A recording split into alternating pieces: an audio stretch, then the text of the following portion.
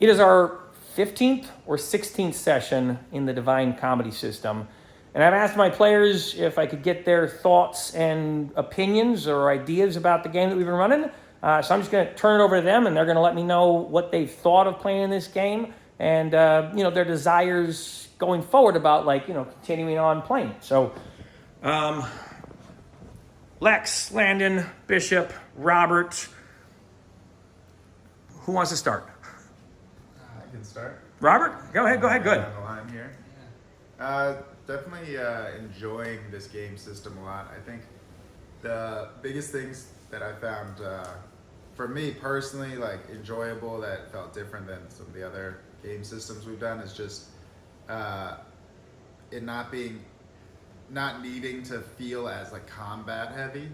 Okay. Especially because, I guess part of that is like my character isn't a very combat oriented character, and I played a lot of those like characters in the past, so I guess it's just fun to have like a different way to like navigate the world. And I will say too, it does feel like I like that it feels like we're just kind of scratching the surface of this world, and it feels very expansive, and it feels like there's a lot more to the story.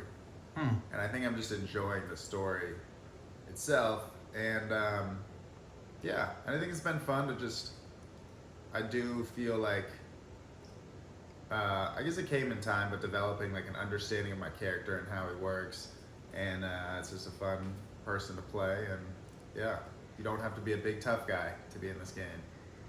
I noticed when we were playing Shadow Dark and Dragonbane, there were points that it seemed like you were a bit checked out of the game, and it could have been things going on in life, but I felt like, and you can tell me if I'm wrong, I felt like some of it was the simplicity and two-dimensional nature of the character you were playing, that it was difficult for you to sink your teeth into it.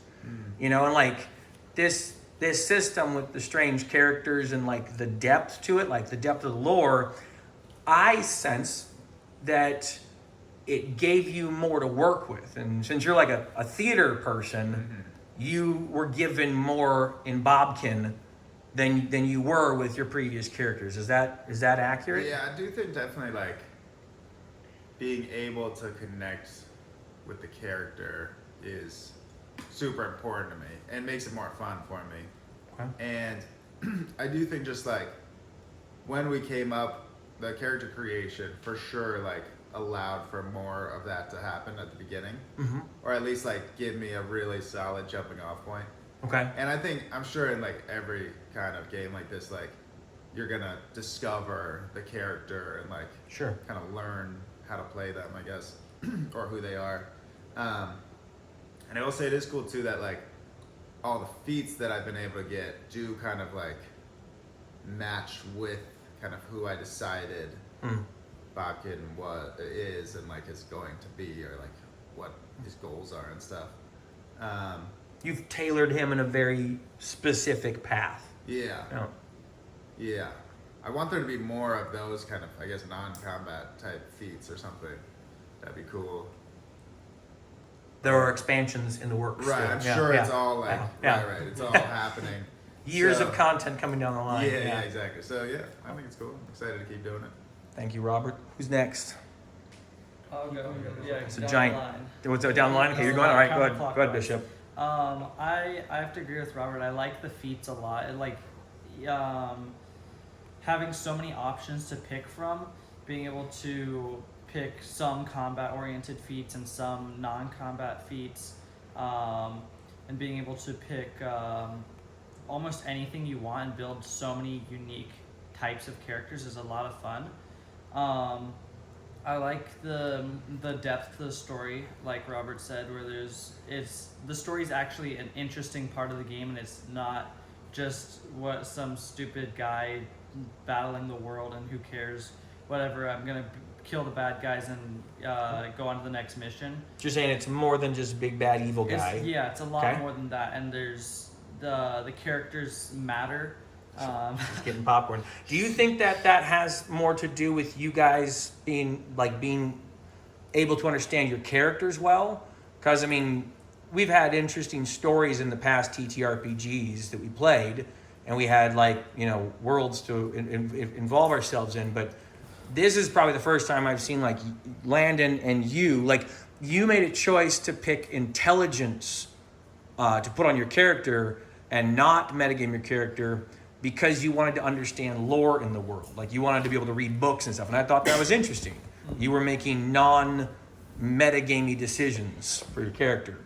So I wonder if some of that interesting part of the some of it's my character, some of it's the NPCs that have more depth. Okay. Which comes from the system and True. Yeah. Okay. I like that a lot. I like a lot about the game. I just can't think exactly what to say. All right, I'll skip you and I'll let Landon go. Yeah, okay. All right, Landon, what do you got? I like how sort of realistic this system is while still being a fantasy. Okay. Like, in most of these systems, you're either going to be some kind of super powerful superhero, like pretty much immortal, like Dungeons and Dragons. Captain America, yeah. Or you're just going to be like nobody, Okay. weak like Shadowdark. But in this, you're in the middle. You're not some super powerful person that everyone knows about, but you're still important because you're part of some group, and people know of you, but you're not like super famous unless you want to be that way. You have to build up kind of who you want to be, which I like how this system works, and how in depth the characters are and how customizable they are, especially. And I never felt like the lore heavy system was a downside. I always thought that was an upside. It's because you like reading. Yeah, nerd. I do like Yeah, reading a lot. yeah. I read a lot of books, but I always felt like that was an upside.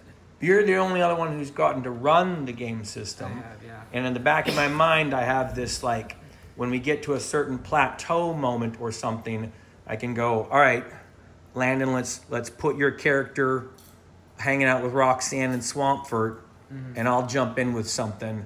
Like, what do you think of that? Yeah, I think that's interesting. I especially like how I think that's cool, but I also like how your actions can have consequences in this world. Like, my character drank too much on like the 4th session, and they ended up getting married to a random person. Oh, you mean the drunk table? Yeah. Yeah, I like how Right. your actions can have pretty severe or not severe consequences. Or Sure. not severe, but dramatic consequences. Yeah. Okay. What did you all? I'll get to you in just a moment. What did you all think of the party builder?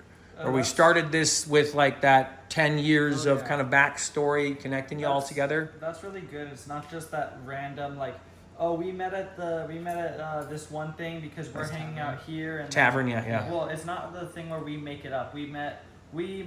I'm friends with him, and then we met here. So then we were friends with them, and then just like headcanon creating whatever you want for your backstory.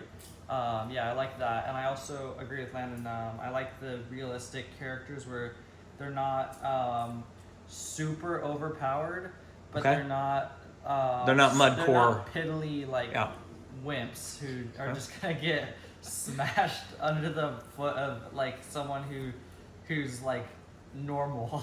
Okay.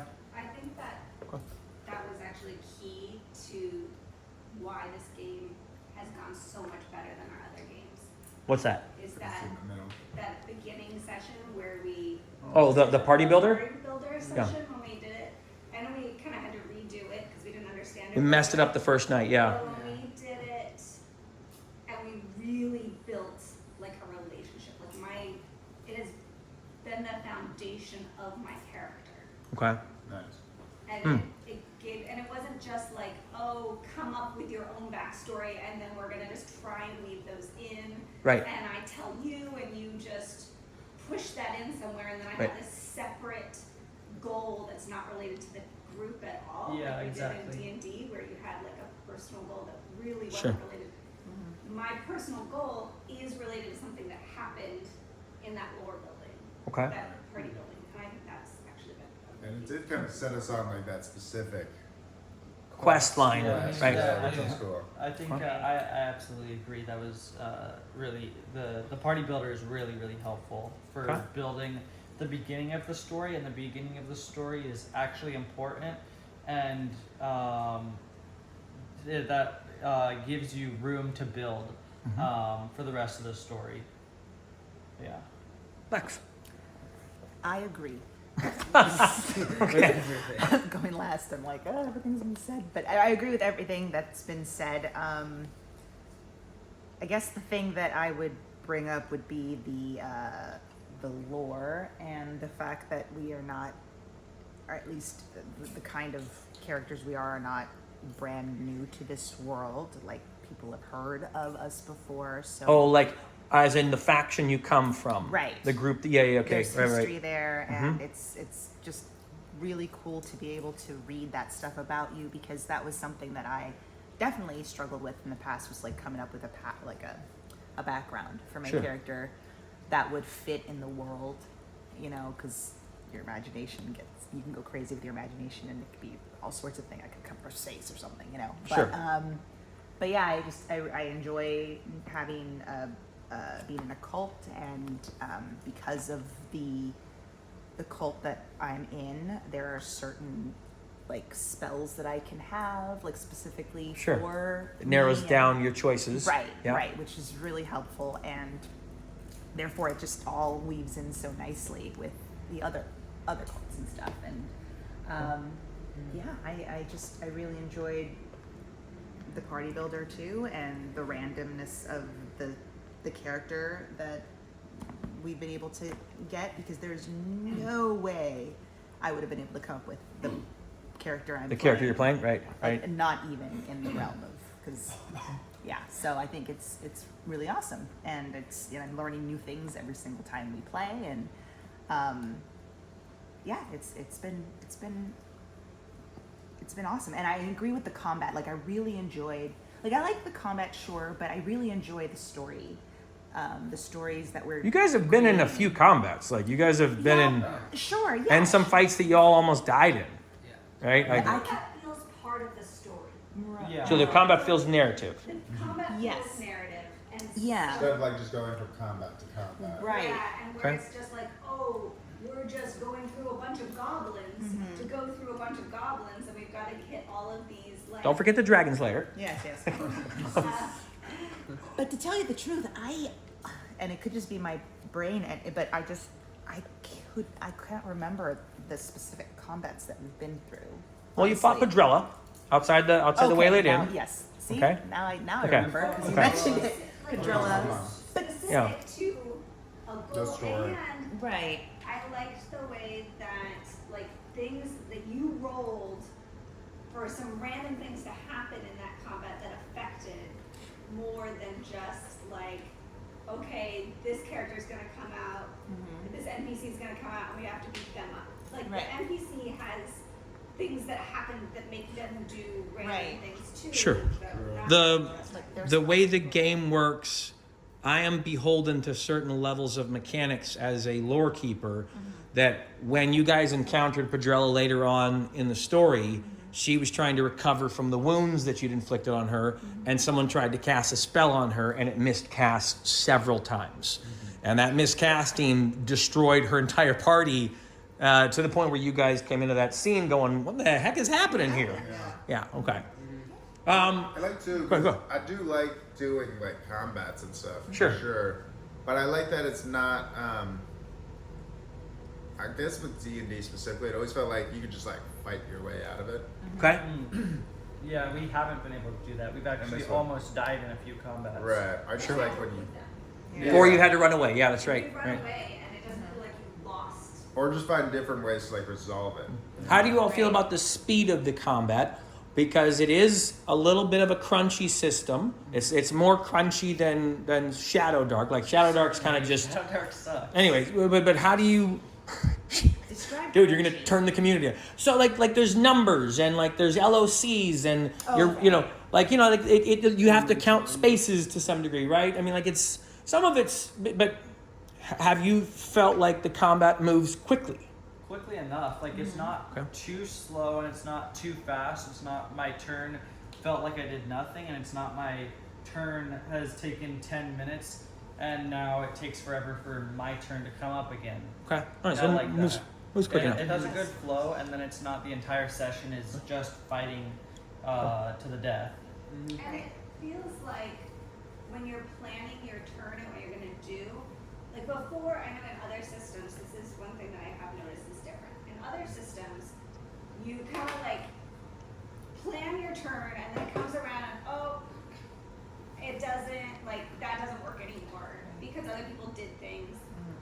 Okay. Which it happens here, however, I don't find myself planning my turn right after the person, like right after my last turn. Okay. Because I'm interested in what's happening In the rounds. in the I round, see. the story that's happening. Okay. So like, I'm changing up. I'm like, okay, here's what I could be doing, but really, I'm waiting to see what everyone else is doing to see what would be applicable. Okay. And you don't have to spend so much time thinking up what your turn is when Yes. it's your turn. Okay. Like D&D or whatever. Yeah, Like, it doesn't feel like everybody's also just waiting on you to figure out what you're doing impatiently. Right. We're all invested in each other's. It sounds like you're saying there's something that's compelling about the way this game organizes combat and narratives. That's really hard to put a finger on what it's doing, but it is doing It's it. combining the narrative and the combat Yeah. together. Okay. I don't know. That's Last. Oh, go. Not entirely related to combat, but it does add to it. I like how, not normal, but how much the combats make sense. Okay. Like, it's not like there's some guy that's planning to destroy the world, and why are us, a random group of Sure. adventurers, trying to kill him? The combats we've had have all made sense.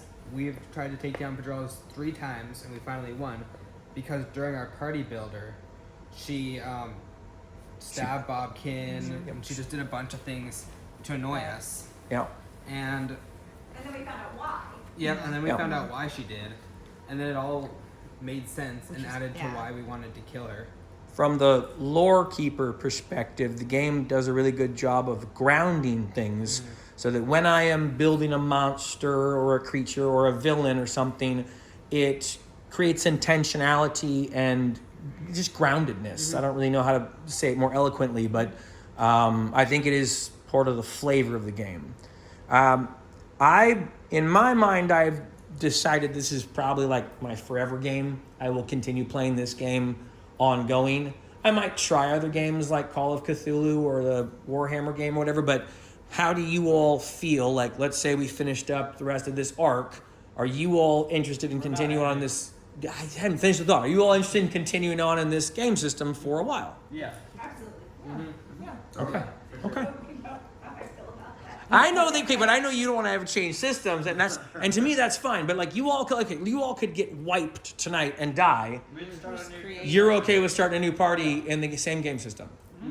Sounds good. I especially Yeah. like that because what our characters have done, they don't feel like they've fully died. Because we've killed Padrilla, and that had a major, or not major, but that had an impact on the world. And our new characters, if all our characters die tonight, could feel that impact. And I like And how, we'd also learn about our characters who died, and what the impact they've made. Like, they don't have such an impact where it doesn't feel realistic, and they don't have so little an impact that all they did was kill one goblin and die. Your new character could find your necklace of coins. Wow. Yeah. All right, I will wrap it there, and we'll get started. So we're about to get ready in our, I think it's the 16th session. The players decided that they did not want to go into a vampire lair, which I've had prepared for the last 6 weeks. And they insisted that they were going to fight this vampire here in the town of Williamshire. no, that's my town. What is this town's name? Did I get the name wrong? Yeah, that's my town. Okay, you got, whatever. So, it's not Williamshire. Williams, there we go. Okay, it's close. It's close. You stole my town. I stole his town, apparently. Anyways, we're going to get to it. God bless you. Have a good night. Right.